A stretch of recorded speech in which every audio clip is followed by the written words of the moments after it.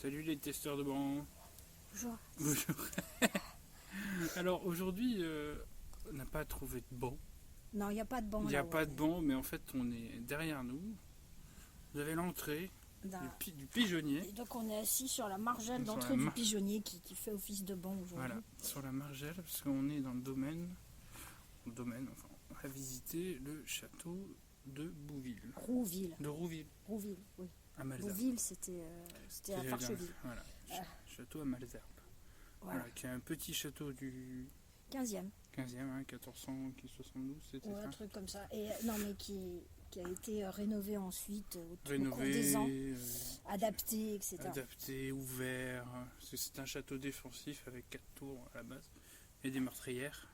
Et qui a été adapté en mode Renaissance, puis 19e Gothique, siècle, etc. Très, très sympa. Alors, on peut le voir là, on est juste à côté.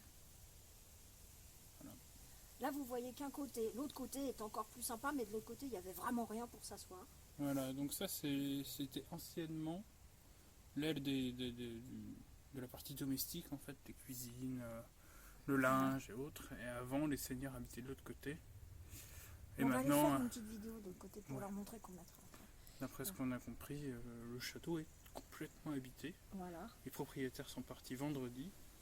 se balader. Mais on peut le visiter. Enfin, sont partis, mais en fait, on peut visiter en été, bien que les propriétaires y habitent. Voilà. On peut pas visiter l'intérieur.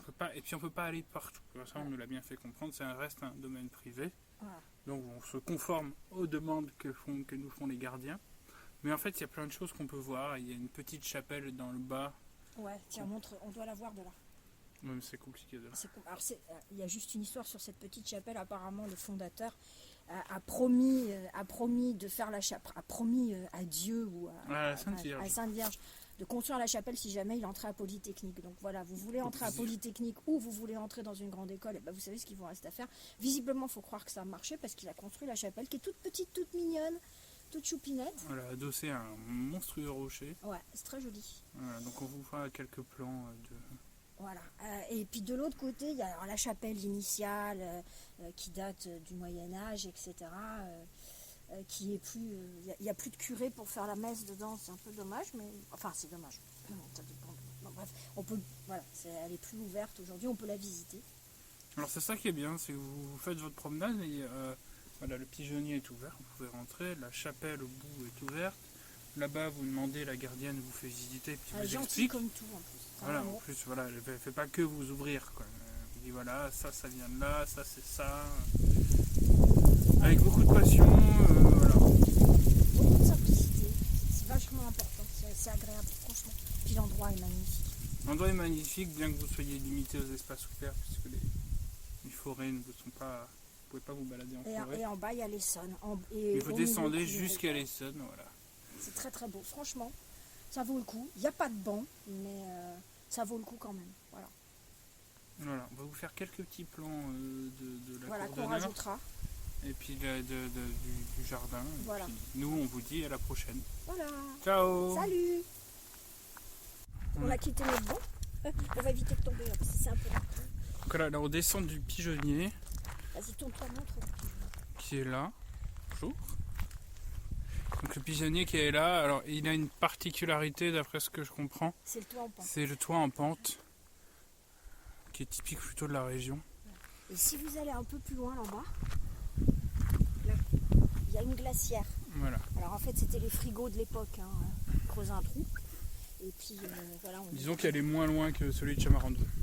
Bon, quand tu voulais de la glace. Celui de Méréville aussi. Parce que, quand tu voulais de la glace, fallait faire 15 bornes à pied.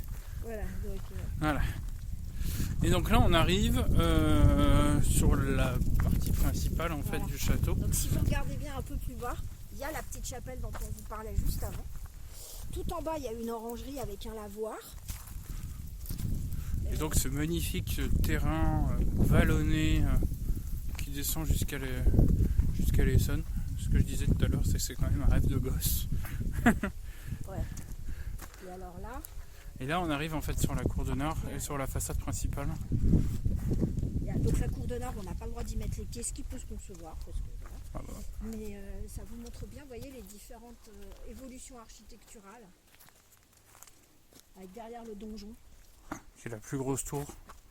Vraiment, c'est une petite merveille, hein. Il est magnifique.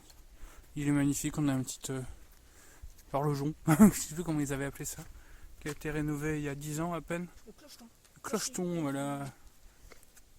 Le clocheton. Voilà. Donc là, on est sur la... Et si on va un peu plus loin, on va vous montrer, il y a la chapelle.